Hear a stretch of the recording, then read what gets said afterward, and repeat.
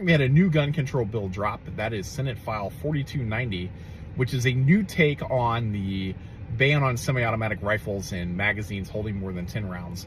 This time it is from Senator Dr. Matt Klein, as he likes to make sure that you know he's an MD.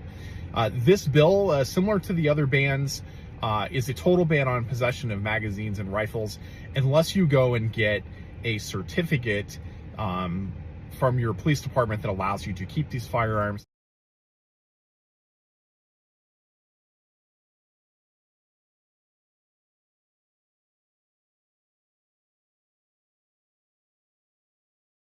If they keep it up, I'm gonna lose my mind.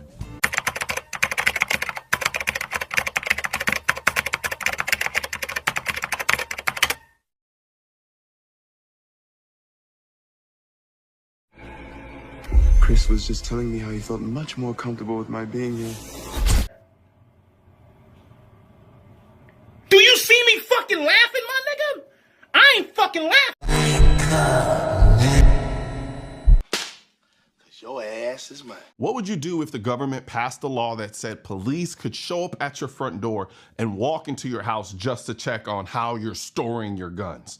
No warrant, no crime, just an inspection because you own a firearm. That sounds insane, except that's exactly what a bill introduced in Minnesota is proposing. And before you think I'm exaggerating, listen to how the chairman of the Minnesota Gun Owners Caucus describes the bill. And this morning we had a new gun control bill drop. That is Senate File 4290, which is a new take on the ban on semi-automatic rifles and magazines holding more than 10 rounds. This time it is from Senator Dr. Matt Klein, as he likes to make sure that you know he's an MD.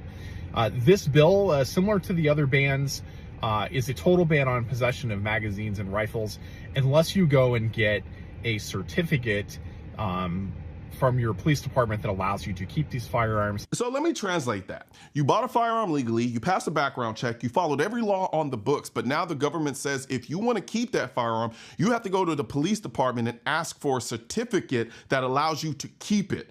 Think about how insane that is. A constitutional right now requires government permission. That's not a right, that's a permission slip, and permission slips can be taken away. Now listen to the part that should make every American stop and go, what the hell? In doing so, you have to allow the police to inspect your home without a warrant. Did you catch that? Allow the police to inspect your home without a warrant. You want to keep your firearm? Fine. Just give up your Fourth Amendment rights. That is literally what they're asking you to do. The government is saying you can exercise your Second Amendment, but only if you surrender your protection against warrantless searches.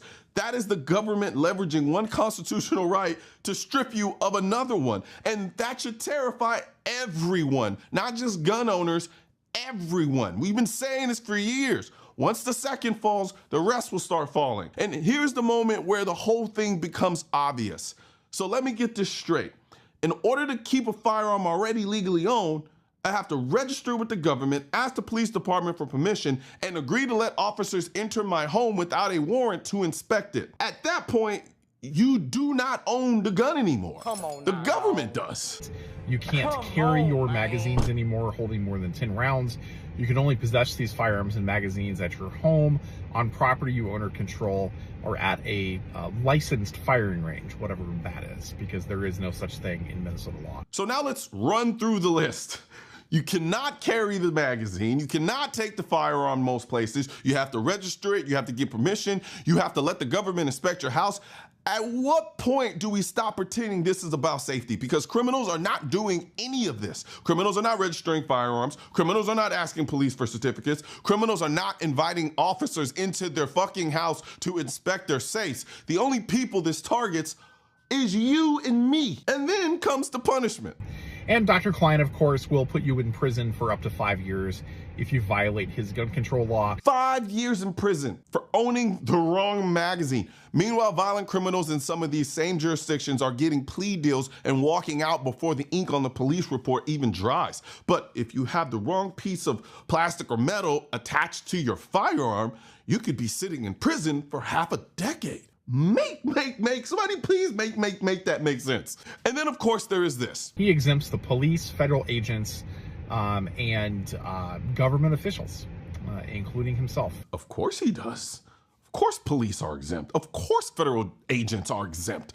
Of course government officials are exempt, because the people writing these laws never intended to live under them. The same politicians telling you certain firearms are too dangerous for regular citizens somehow trust themselves with those exact same firearms. The same politicians telling you the government needs to inspect your home do not seem too interested in letting the government inspect theirs. Funny how that works, because if something is truly too dangerous for society, why does it suddenly become safe when politicians have them? But here's the part people really need to understand. This is not just about gun control. This is about normalizing government intrusion into private homes. Because once the government establishes the idea that it can enter your home without a warrant for one reason, it becomes much easier to justify doing it for another reason.